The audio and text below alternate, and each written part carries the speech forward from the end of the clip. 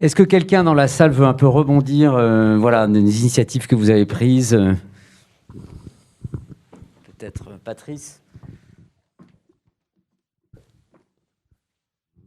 Je vais pas parler directement d'initiative, mais il y a un truc qui me frappe. J'avais le mot friction au début de la conférence.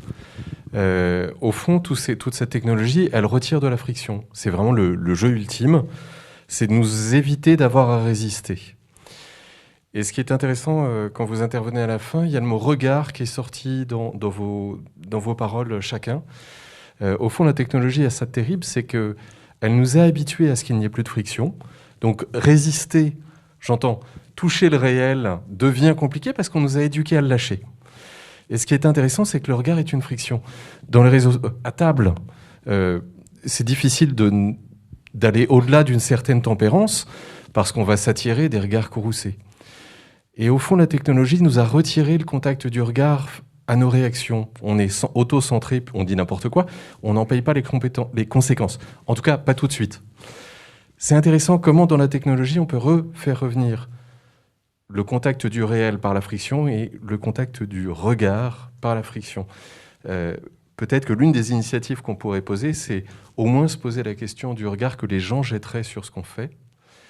Et aussi, où est-ce qu'on perd le contact avec le réel ? Je pense il y avait un bouquin de Matthew Crawford qui disait que c'est fou, dans les voitures, on n'a même plus la jauge d'huile. Avant, on savait en partie quand notre voiture ne marchait pas, il n'y avait plus d'huile, on pouvait le voir tout de suite. Aujourd'hui, il n'y a plus de jauge. Donc on va chez le garagiste et on dit ça marche plus. Voilà. Comment le regard et la friction peuvent nous aider à dépasser la technologie ? Il y a peut-être plein d'initiatives là-dessus. On va passer à...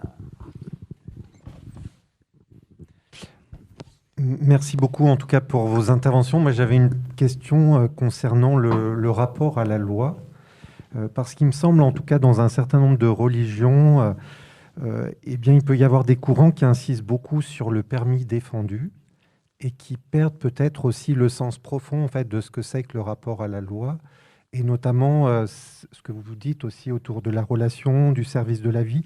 Et donc je me disais aussi par rapport aussi même aux pratiques du Shabbat, enfin, c'est un débat ancien, le Shabbat qui est au service de la vie, donc quelqu'un qui fait un infarctus, vous allez peut-être utiliser un téléphone pour appeler les urgences.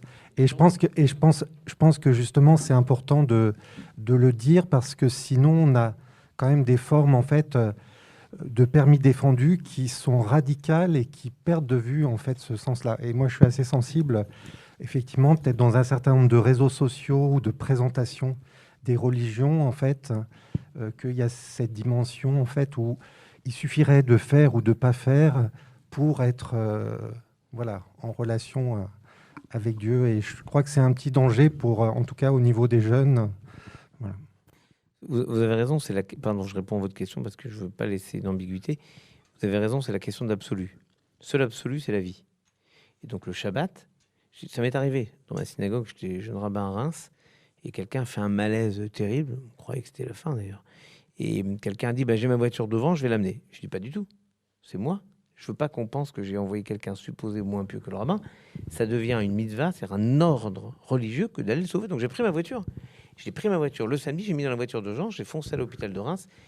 Et c'est arrivé aux urgences que j'ai réfléchi que le retour n'était pas obligatoire. Et donc, j'ai dû laisser ma voiture là-bas et rentrer à pied, ce qui est une idiotie de ma part. Parce que là, il n'y avait plus d'urgence de retour. Donc, j'ai laissé la bagnole aux urgences. Je suis revenu à pied. Il n'y a que le soir, après le Shabbat, j'ai pu récupérer ma voiture. Mais vous avez raison de le rappeler. C'est justement un absolu. Or, si on parle d'absolu, le numérique devient un absolu. Tout à l'heure, Déborah le disait très justement. On a une sonnerie qui nous dit « mais tu m'as pas répondu ». Et vous n'avez jamais reçu de texto qui vous dit « je comprends pas, je t'ai envoyé un message il y a 2 minutes, tu m'as pas répondu ». Ouais, alors. Mais donc, ça devient un absolu. Il faut se libérer de cet absolu. Oui, pardon, je vais revenir à des choses plus opérationnelles et peut-être une question pour Déborah. On parlait de frugalité et est-ce que quelque part en France, je le vois pas, mais peut-être ailleurs, on enseigne la frugalité aux enfants. On leur a appris fermez vos robinets d'eau, faites du tri sélectif, mangez 5 fruits par jour. Mais par contre, on ne dit jamais éteignez vos portables, ne téléchargez pas n'importe quoi. Est-ce que ça se fait quelque part? Est-ce que c'est pas aussi une piste? Et deuxième question, on le voit un petit peu dans la salle. Il y a des biais. Les algorithmes aujourd'hui sont quand même une spécialité qui embarque plus les hommes que les femmes. En France, on n'est pas très bon en maths. On vient de voir très récemment que les filles sont drastiquement sorties des maths en 2 ans. Donc voilà, merci. On a des médailles filles. L'enseigner à l'X. Alors, sur l'impératif que ça devienne une question éducative dont l'école s'empare et de pouvoir aborder ce qui est devenu effectivement une compétence de base, notre rapport au numérique à l'école, oui, il y a des initiatives à la fois nationales et européenne. Le projet dont j'ai parlé en amont, Internet sans crainte, est mené dans le cadre d'un programme qui s'appelle Safer Internet, qui est mené dans plus de 30 pays à l'échelle européenne. Le Safer Internet Day, je parle avec mes pairs des différents pays et chacun des plans nationaux de sensibilisation met notamment en œuvre des actions à l'école. Alors la question, c'est qu'est-ce qu'on enseigne ? Et là-dessus, le contenu évolue. Et c'est un travail de fourmi à faire. Il y a 2 grands axes, j'ai envie de dire. Il y a un axe qui est, si je parle dans le jargon de la Commission européenne, je parlerai d'un côté d'un axe Safer Internet, la prévention des risques d'usage du numérique, essayer de contrôler les débordements du numérique dans nos vies, donc aborder avec les jeunes la question du cyberharcèlement, la question de leur rapport aux écrans, la question de leur rapport aux autres dans les écrans, la question de rapport aux informations, comment contrôler la fabrique de l'information et les fake news. Donc il y a un certain nombre de sujets qui sont abordés à l'école, en France notamment dans le cadre de l'éducation morale et civique, qui inclut un certain nombre de questions là-dessus. Mais on est effectivement au début. Et l'un des enjeux, c'est de former avec les jeunes les adultes qui accompagnent les jeunes. De la même manière que je disais que les parents se retrouvent à être la première génération de parents à devoir éduquer leurs enfants au numérique. Or, c'est un sujet qu'ils n'ont pas encore, qu'ils n'ont eux-mêmes pas appris. Les enseignants se retrouvent aussi à devoir gérer un débordement du numérique dans leur vie sur des usages qu'ils ne comprennent pas forcément complètement. Donc, le fait, effectivement, à la fois d'intervenir dans les classes, en l'occurrence, dans une semaine, on annoncera aussi côté Internet sans crainte la sortie de parcours numériques qui s'appellent Ma vie numérique, qui sont des parcours pour les enseignants, pour mener des ateliers en classe et pour questionner les jeunes et les faire participer au débat de manière active sur le rapport à leur écran, sur leur manière de gérer leurs interactions avec les autres à l'écran. Donc c'est un chemin qui est en marche, qui est encore petit, mais qui existe. Et il y a tout un tas d'initiatives également de la puissance publique pour commencer à le faire. Et après, il y a besoin de former l'ensemble des acteurs qui interviennent. Et sur le sujet qu'on évoquait tout à l'heure, qui était l'économie de l'attention, il y a effectivement un impératif de former la population, énormément les enseignants, à ce sujet-là. Je crois que sur les biais et la notion de biais... On va prendre encore quelques questions, Déborah. Il y a encore 2 personnes qui veulent poser une question, et Eric. Oui, une petite question déjà, alors, pour rebondir aussi sur toujours Israël en Égypte, Israël sort d'Égypte. La première question, c'est la question de l'argent, et la deuxième, la question de la fondation d'un État. La première chose, concernant l'argent... Quand on ne paye pas un service, il y a une vraie question. Et on sait effectivement que Google est gratuit. Bon, Google a été fondé par la NSA en partie. C'est un prestataire de la NSA. C'est-à-dire que ce sont des gens qui gagnent de l'argent essentiellement par le renseignement et puis par la donnée. Donc, est-ce que... Moi, je suis frappé par ça. Pour être libre, il faut payer, parce que là, on devient un client et on peut à ce moment-là exiger un certain nombre de choses. Quand on ne paye pas, forcément, on est un petit peu la proie de celui qui nous donne à manger et qui nous... Voilà. Et là, donc, la question de l'argent. Et la deuxième question, c'est la question de la souveraineté, un minimum, parce que toutes ces sociétés sont américaines pour la plupart. Les Chinois essayent effectivement de contrer un petit peu, mais enfin, elles sont quand même très largement américaines. Elles ne sont pas européennes. Et l'Europe est un grand désastre du point de vue du numérique. Donc je pense que là aussi, qu'est-ce qu'il faut faire ? Est-ce qu'il ne faut pas passer par une traversée du désert, accepter de lâcher un certain nombre de conforts que l'on a pour arriver à sortir de cette impasse ? Alors, si je peux me permettre, vu l'heure, on ne va pas pouvoir réouvrir beaucoup de points. Donc, Eric va réagir, peut-être ensuite les autres, des questions courtes. Alors, du coup, j'en profite pour répondre à 2 questions. J'en profite pour répondre rapidement sur les biais. Je crois que c'était une question de madame. Juste pour dire que la technologie, et en particulier l'IA, ça fonctionne comme un amplificateur. Donc évidemment, quand il y a des biais dans les données, ils se retrouvent dans la solution apportée par l'algorithme. Bon, ok, super, ça on le sait. Mais il y a toute une discipline de l'IA qui est assez attrayante, je trouve, qui permet de corriger les biais dans les sets de données, et corriger les biais dans les algorithmes, et de tracer la compréhension de ce que fait un algorithme apprenant, parce que finalement, on ne sait plus très bien comment il arrive à une solution. Et je viens de voir, il y a très peu de temps, là, j'en parle là, une boîte israélienne, une start-up là, qui est en train de développer de l'intelligence artificielle pour identifier dans n'importe quelle base de données les biais. Donc il y a du travail qui est fait. Alors, je crois que c'est Étienne qui disait ça, la technologie, c'est parfois à la fois le problème et la solution au problème. Je reviens juste à un point sur ce que vous disiez. La question que vous posez, c'est pas la question du paiement, c'est celle de la gratuité. Et en fait, ce que vous disiez, c'est qu'en fait, il n'y a pas de business model gratuit. Donc, il n'y en a pas. Donc, voilà. Sauf sinon, oui. C'est une association. Il y a le point qu'on a un peu ouvert tout à l'heure, mais qui mériterait peut-être une nouvelle séance. C'est voilà, quel est l'horizon d'un business model sans publicité, payant sur des contenus ? Mais bon, c'est une grande question. Parce qu'il faut un business model pour les contenus. Là, on sort d'une période qui était très, très majoritairement publicitaire, avec du coup un certain nombre de conséquences. Alors, et puis pardon, mais je suis pas un spécialiste, hein, mais ça fait un peu complotiste cette histoire. Google, c'est la NSA, enfin j'en sais rien moi, mais je trouve que vous voulez pas débrancher Google, n'utilisez pas Google, utilisez autre chose. Qu'en fait, soit vous avez une suspicion sur le système, comme vous pouvez ne pas charger, personne ne vous a dit de charger WhatsApp par exemple. Donc en fait, et après, et d'ailleurs, c'est gratuit. L'utilisation est gratuite. Mais effectivement, c'est pas gratuit. Il y a une façon de marchandiser, c'est-à-dire de rendre économique les éléments qu'on a sur vous pour les vendre. Mais je ne sais pas qui est lié au numérique. Qu'est-ce qu'avait dit Lelay, qui vient de mourir, le patron de TF1 ? Mon job, c'est de vendre de l'espace libre, de l'esprit de la ménagère de plus de 50 ans. Donc, c'est pas nouveau. Mais enfin, à moins que vous ayez un dossier comme ça pour m'expliquer que Google c'était la NSA, ne dites pas ça comme ça et qu'on soit obligé de le bouffer comme si on était d'accord. Donc je suis pas d'accord.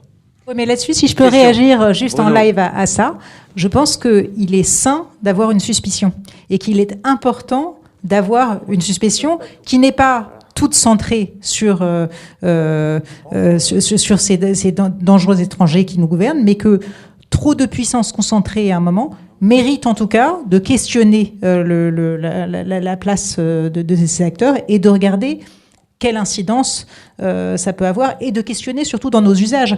Quand chaque jour, je travaille gratuitement un petit peu pour Google ou autre parce qu'on me demande de prouver à un algorithme que je suis un être humain à l'aide d'un captcha, on peut se demander qui demande à qui ? Est-ce que c'est pas moi qui dois vérifier que tu es une machine et plutôt que toi vérifier que je suis un être humain ?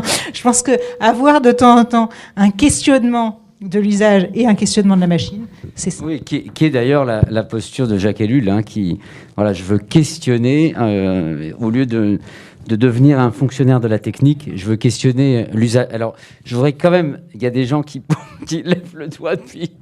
Bruno. Ouais. Moi, j'ai juste c'est plutôt un commentaire plutôt qu'une question, et je voudrais revenir sur un point peut-être un peu plus philosophique là, sur la question de la liberté, puisque vous assimilez la liberté au libre arbitre. Moi, je voudrais avoir une définition un peu plus générale et dire que la liberté, c'est la capacité d'agir en fonction des directives de sa pensée. En fait, ça signifie qu'il faut qu'il y ait une pensée.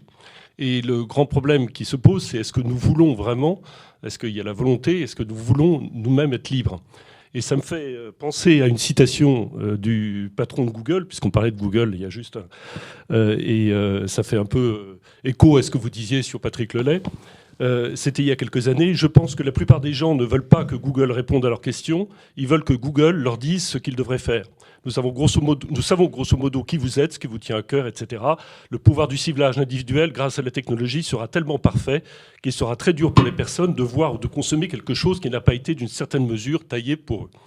Donc, sur cette question, j'ai une deuxième évocation à faire, c'est le mythe du grand inquisiteur, que vous connaissez, j'imagine tous, c'est-à-dire ce discours du grand inquisiteur devant le Christ qui revient sur Terre, puisqu'on est au collège de Bernardin, j'évoque un peu ce débat un peu religieux, et qui dit au Christ, en fait, tu n'as rien à faire, puisque les hommes n'ont pas besoin d'être libres. En fait, ils nous ont abandonné la liberté et c'est nous, l'Église, qui déciderons leur place. Et je voudrais juste rappeler, c'est ça. Enfin, la question, c'est est-ce que nous vraiment, on parle de tous ces instruments, l'éthique, etc. Est-ce que nous voulons vraiment être libres? C'est une question, à mon avis, fondamentale. Et je fais écho à ce que vous disiez, Madame, sur le dimanche, jour chômé.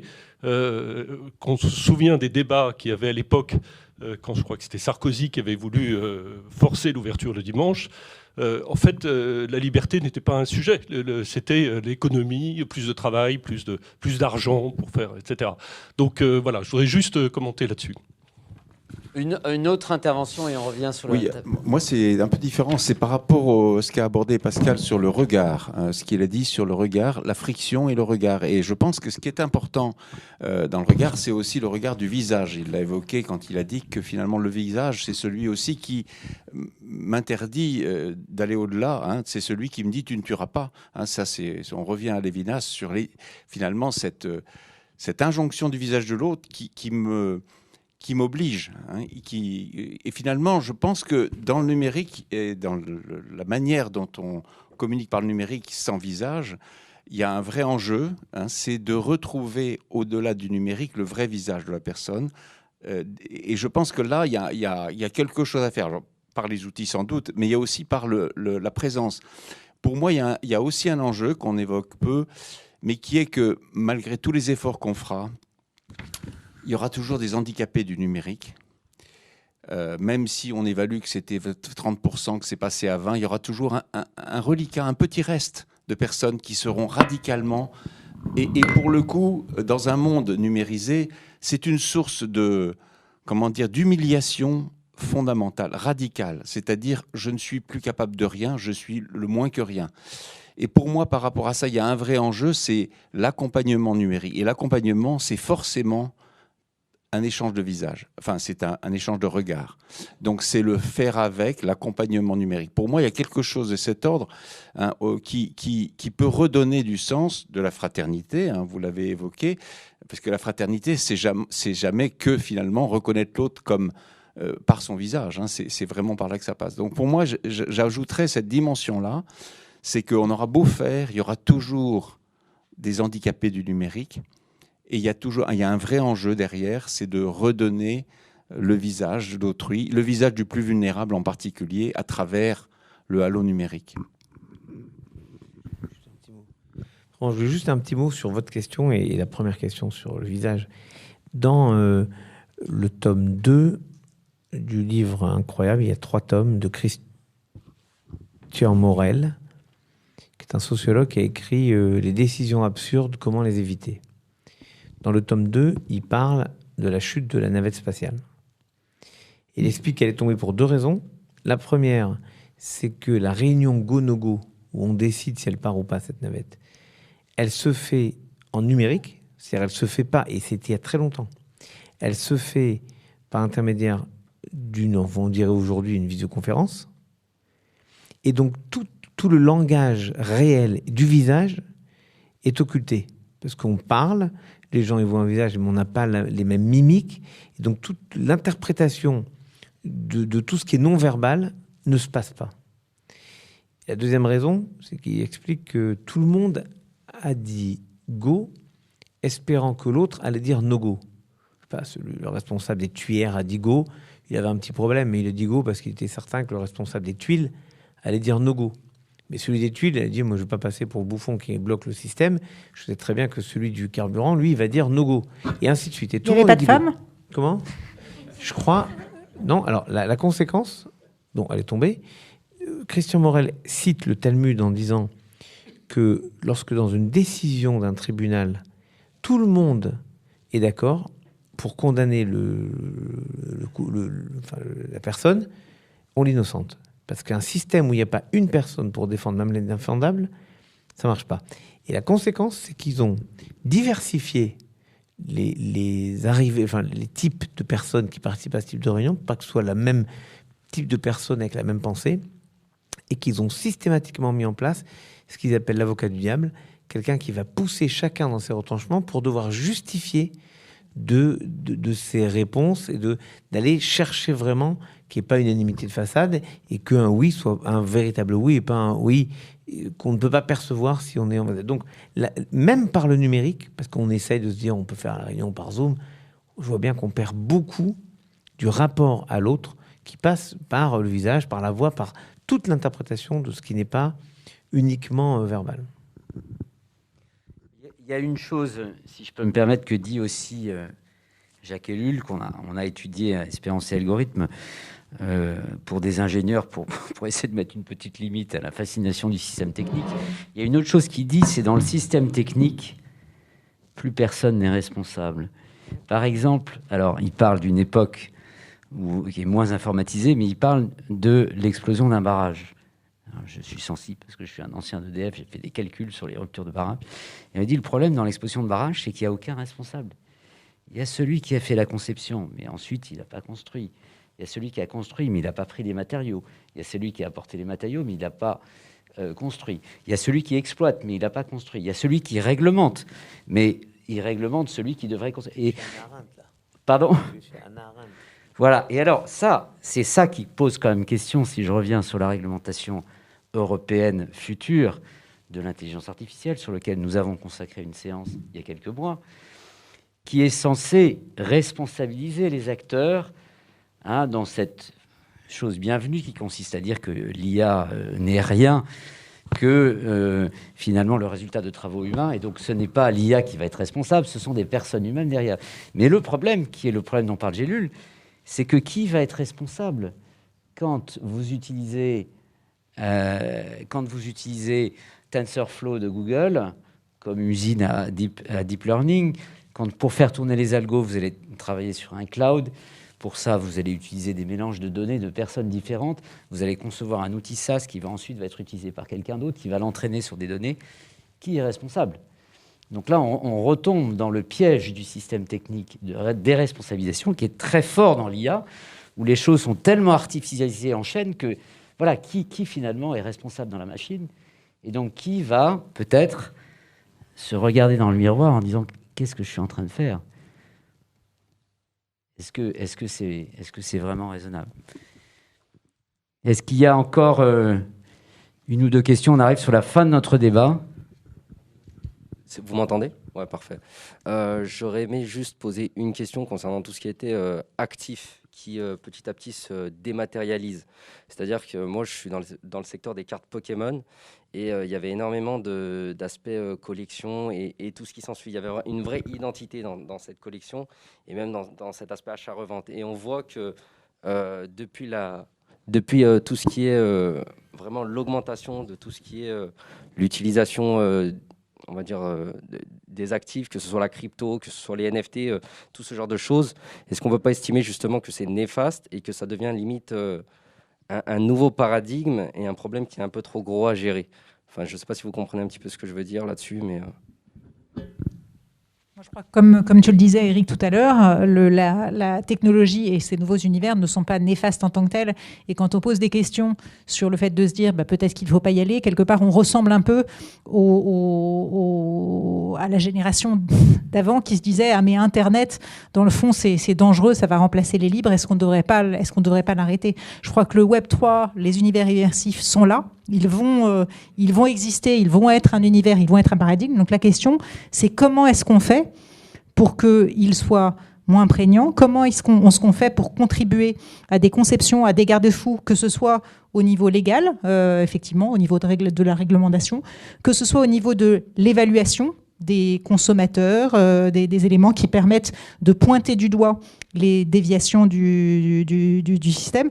Donc, je ne veux pas réduire les risques de ces nouveaux mondes, mais je pense qu'ils sont là. Et donc, il est important de poser quelles sont nos frontières, quelles sont nos limites aujourd'hui. Et on a l'espoir qu'il n'existe pas dans une perspective 100% utilitariste qui n'est pas fatale.